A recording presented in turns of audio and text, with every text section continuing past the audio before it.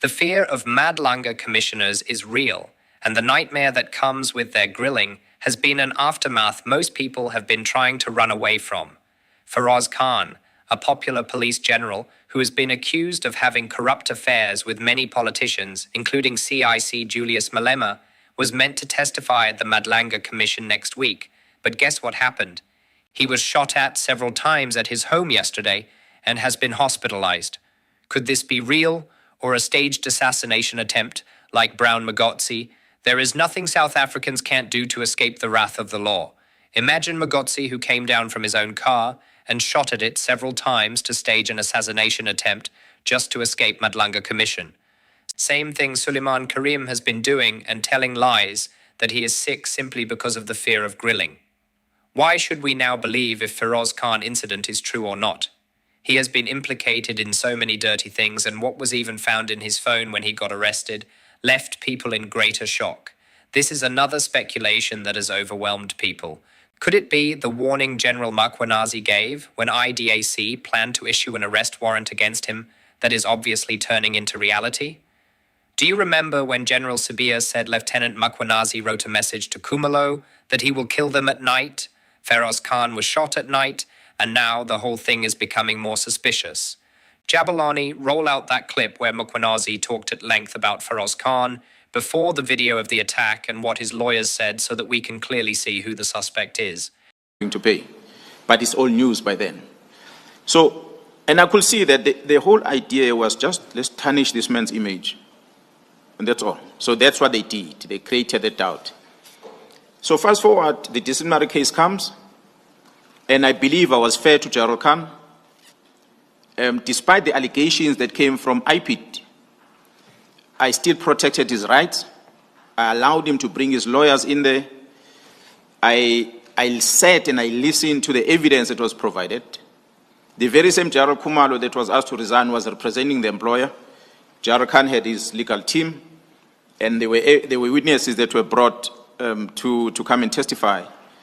I could not find a single wrong that General Khan has done. In actual fact, I even said there in my own words that the SAPS owes General Khan for what he did, because General Khan stopped police officers that came to collect drugs under the person who was the head of traffic Gauteng. They came to collect a consignment of drugs from the truck that arrived in Germiston, and they wanted to get drugs from there. And the people that are owning the truck company, they said, no, you're not going to take these drugs, search this truck from here, follow it to the final destination, which is in Eratin, which is a West Rand. So 2 police officers, 1 Johannesburg traffic, and 1 captain from Zongezizwe, they followed the truck until it arrived at Eratin, and they were accompanied by 3 members from Pretoria who traveled all the way there. 1 from organized crime, 2 from the dog unit. And they all said they were coming to search the truck, and they actually offloaded the consignment from the truck, which was drugs, in bags. They took this thing and they loaded in the police car. Luckily, the lady that worked in that company contacted 10111. 10111 called Boysen police station. Boysen vehicle came there, and then there was a conflict between the police when they discovered that these policemen who says they're running these operations, they're already removing this consignment from the truck. They're loading it in the police park. So this policeman asked, but this is a crime scene. Why are you taking this thing from here to here? If you're saying it's drugs, we have not even opened the bags. How do you know? If it is drugs indeed, why do you load them in the park? And this one said, no, we're taking them to Zongezizwe. And this one said, but this is Boysen area. Why do you take this thing to Zongezizwe? It's found here. It's a crime scene. Get LCRC and everyone to deal with it. Then there was a conflict between police at the time, and that police member who was present there took the police vehicle, and he blocked this police car that was already loaded with drugs. He blocked it so that it doesn't move. And that's what allowed the other police officers to phone General Khan and say, there are members that claim to be from crime intelligence, they come and intervene. So he traveled all the way, he arrived almost 2 hours later. And he put a stop from these drugs to be stolen. He phoned DPCI, he phoned the local provincial crime intelligence. They came and took over the scene and he left. Now, Jabulani roll out what his lawyer said and how he was obviously trying to lie about the whole incident before we play the compilation of all the sensitive testimonies against at the Madlanga Commission. Well, at this point in time, it's speculative, but we do have concerns. One person who appeared before the commission has already been murdered, as we know. There's been an attempt on General Khan's life as he was to appear before the commission. And there is grave concern that there might be a compromise within the commission, but at this stage it's speculative. Let's talk about the condition of General Khan. Where was he shot and what kind of treatment is he receiving? So the doctors are treating him and they've restricted access to him. We understand that he is in a serious condition, looking to undergo further surgery in the next day or so. The doctors have indicated that his condition is critical and they're unable to operate on him at this point in time until he's stabilized. Access to him is limited and there is high security at the Netcare facility, which is appreciated by his family and his legal team. Our engagements in the process of or leading up to their testimony before the commission. It is quite an intricate, involved process whereby ideally a witness should submit a statement and of course the commission's testimony. The commission will be in touch with General Khan's legal representatives, and much more than that we can't really say at this point because obviously this incident just happened last night, and once we have had that engagement with his legal representatives, we will then be able to make a further announcement. But what is it looking like? Are you going to need evidence even in his absence if he doesn't? Obviously he's not coming on Wednesday because he's hospitalized. We understand he's with a family right now, but are you still continuing as planned? Will you need evidence? Well, Pule, as I say, this has just happened overnight.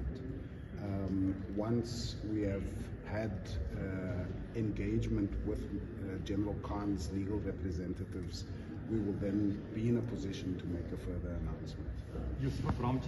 Here are the compiled videos of all the sensitive testimonies against him at the Madlanga Commission that made everyone believe he must have staged his assassination attempt.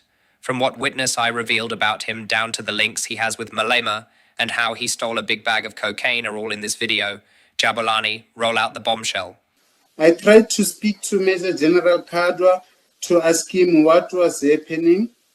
Major General Kadwa told me that Jimiston DPCI will deal with the scene. And I asked on what case number or inquiry number, since there was none, except the one by the Pretoria office. When I attempted to talk to Major General Kadwa about inquiry file from my office, he essentially avoided talking to me by evoking the sub-chain of command and thus instructed me to rather address Brigadier Schobela instead of him directly. I also saw Colonel J.C. Matlek from DPCI Organized Crime Johannesburg, who advised me to leave things alone and advised that me and my member should just provide our statement explaining what led us to come to scene from Pretoria. Of which statements we wrote and left the scene. We left the scene after lunch and GPCI, Jimiston and Johannesburg members were there with General Kadwa. While still wandering there, Warrant Officer Pakula, Warrant Officer Mogani, Chief Mashaba of Traffic, and one black male unknown to me were placed under arrest as per instruction or directive of General Khan. While that was happening, Colonel J.C. Maluleke came to me and asked me and Sergeant Musuma to make and write statements explaining how it happened that we come to scene, which we did. Colonel J.C. Maluleke said, if we don't make such statements, the generals will arrest us. They are in charge of scene.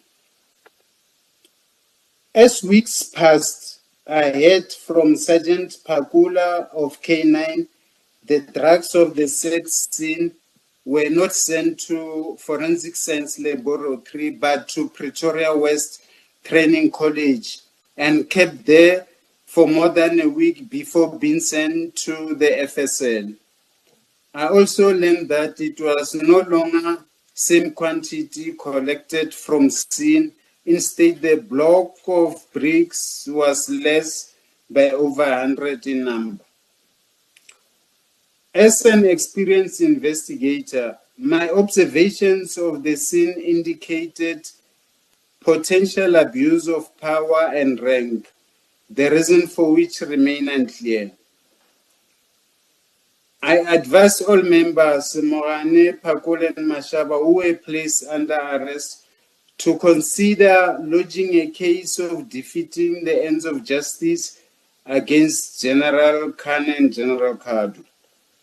I was concerned that these actions appear to be an effort to protect both the driver of the truck found with drugs and to obscure the origin of the vehicle and its contents.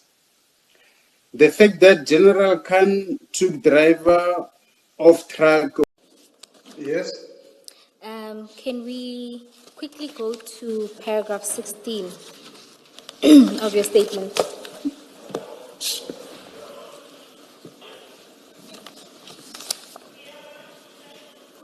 Yes. Now, you testified, and at paragraph 16 onwards, you mount quite an attack on what General Khan did when he got to the scene. But if regard is had to his complete explanation, he engaged with everyone at the scene prior to making decisions or issuing instructions, as it were. And I want us to just quickly have regard to what he did once he got to the scene. If we can go to his statement, it's page 63.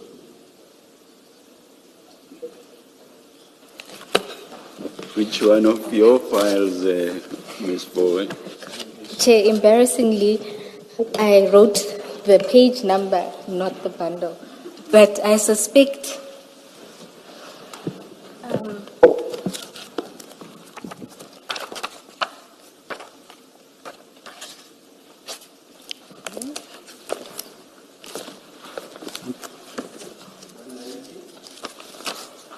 $190.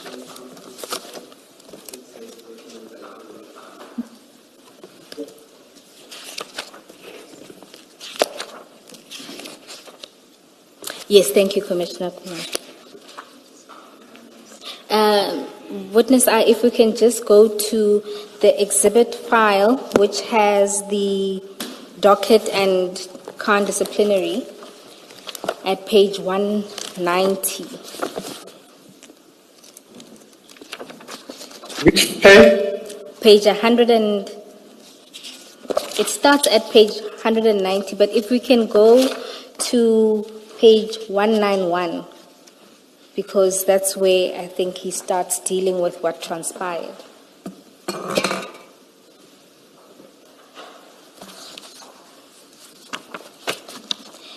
And then just before I read what he has to say, I just want to... I thought you were speaking, witness I. Have you found the page? Yes. All right. Just before dealing with what he says at page 191, I just wanted to confirm a few things. You indicated that Major General Khan didn't introduce himself to the members. Is that correct? Yes. And did you engage with him at all? No, I never spoke with him for the day. All right. I only spoke with Ricardo. Okay. Great. Let's now go to what he has to say. Let's start at paragraph 7. Just briefly, he indicates that on his arrival he saw many police cars at the scene, including that he saw a truck and a black Nissan buggy parked next to the truck, fully loaded with black bags. He then went to the group of police officers who were at the scene and engaged with them. He got a briefing from Highway Patrol. He then engaged the risk manager of Scania. Then you'll see at paragraph 8, he then approached the members who were standing next to the buggy.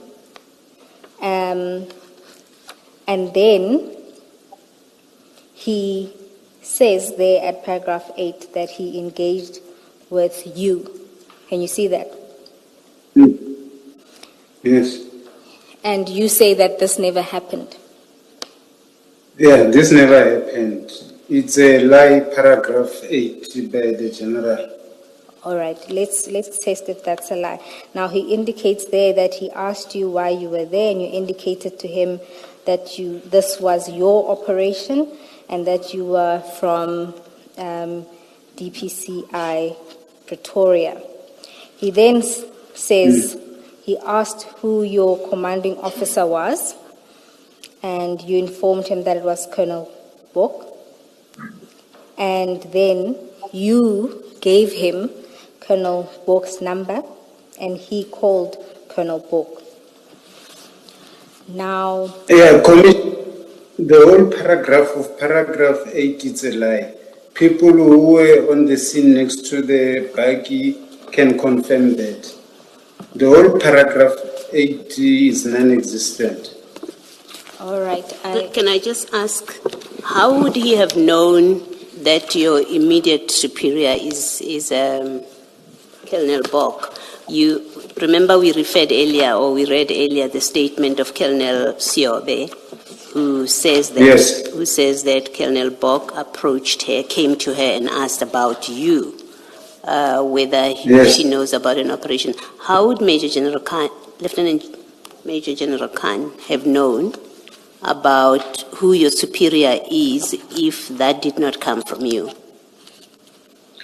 Because General Kadwa was there, he's my provincial head, and Brigadier Schobela was also there, she's my provincial commander. He would have gotten those details from the provincial commander or the provincial head. Okay, thank you. All right. Witness But he would not have known that you would later make allegations that you and him never interacted at the scene. He would not have known that. So yes.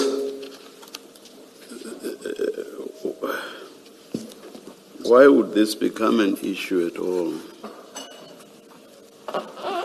I think it needs to be verified with all the people who were on the scene. It could be confirmed that he never spoke with me. It's me who asked other people who he was. Maybe let me put it differently. This aspect about the two of you having interacted or not having interacted, unless you tell me otherwise, it looks fairly innocuous. So I do not understand why there should be an issue around it. Are you able, why there is? Are you able to tell? I don't know. I'm also surprised, Commissioner. I'm wondering. I guess you would say I should ask the same question of him as well. If it's something innocuous, why the two of you are differing on it. Yes. Chair, perhaps if we consider the evidence of Colonel Bok as a third party, I think it will show why Witness I's version is improbable. If we go to, we're in the same file, luckily, page 170. Yes, Ms. Bo. Witness I, can I take you to page 170? By my office. I was briefed as follows. The driver of the truck transporting the drugs was identified to me while already under arrest, placed on some corner. The members were awaiting the arrival of the photographer to document the packages of drugs, which had been placed inside a police bag. I questioned members there why the bags of drugs are in police bag, and explanation I received was that when they opened the truck, the bags fell from the truck. That's why they were kept on police bag. While still being briefed, I observed a general from the intelligence division, later known to me as Major General Khan, who did not introduce himself to the attending members, issuing instructions that those who located the truck containing drugs should be detained. One of the suspects, the driver, who was already detained by the members, was released from custody by Major General Khan.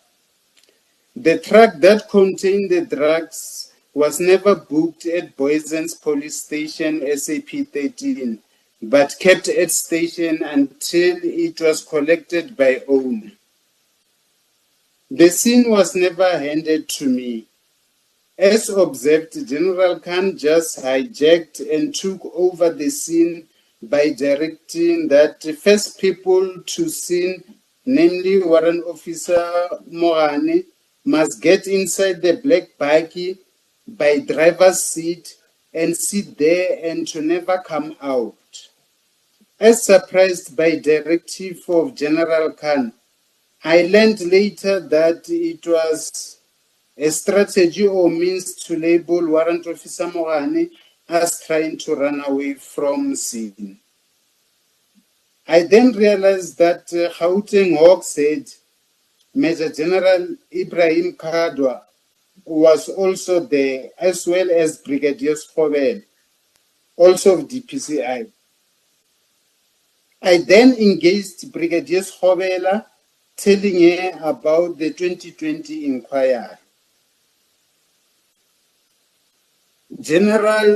Generals Khan and Kadwa were running the scene, which is questionable as the two SMS members are holding strategic posts of generals. There is Brigadier, a colonel, a lieutenant colonel, and captain as officers to run scenes or operations. Why did you opt for General Pashan, who has a slip for his sound system, a proof of payment for his sound system, but you leave General Khan outside? Guess what happened? I got a call to come to Durban. Somebody wanted to see me. Those people went into the office to make an appointment to see me. I flew to Durban. And when I got there, General, figure madoda amabili who are having a factory of cigarette in Maritzburg. You may know them. They take me to a security company, security office. Actually, they invite me to that office. Is it Morningside?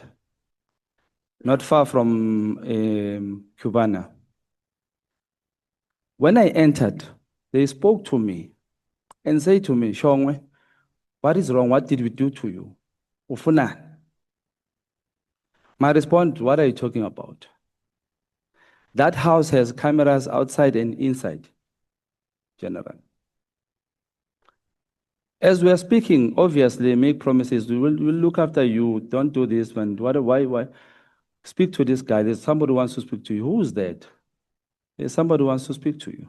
Who is that? No, look at the phone. They're forcing me to take the call. They make a video call. On the video call is a person I don't know. It's my first time seeing that person, but I'm told this is General Khan. Now, my question is, the guy speaks until his eyes were red when he was speaking, as emotional as I am right now. He says, you're suffocating me. Come see me Thursday in Joburg or Friday in Sentin. Let's talk. What's wrong? Yes, on record, I don't see there's nothing wrong in that because that's how we politicians get information. But what worries me is what these two families says to me. There's a family of Major General who died, a makeup artist who was shot in the head. That family says this case, somebody worked on the case, and they allege it's General Khan who covered for this murder case. The second family is a family of Dr. Abdullahi Munshi, who was killed in an alleged road rage. A car bumped into that car behind. The doctor went out and he was shot. But on the street, it said that the father of the son who went to hospital and died on the hands of that doctor is the one claiming that he has killed that doctor for revenge. And again, General Khan's name comes out there and says, it's said to be, he's the one who is the protector.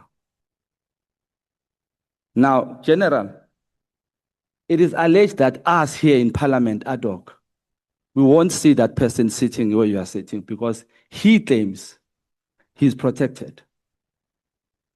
He claims all of us are taking something from whoever he says it to. I won't reveal my sources.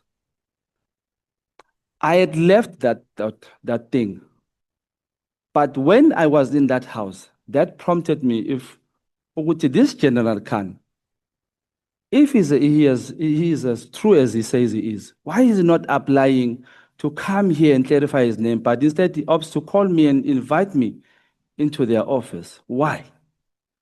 Now, Chair, it is important that, General, you rush this.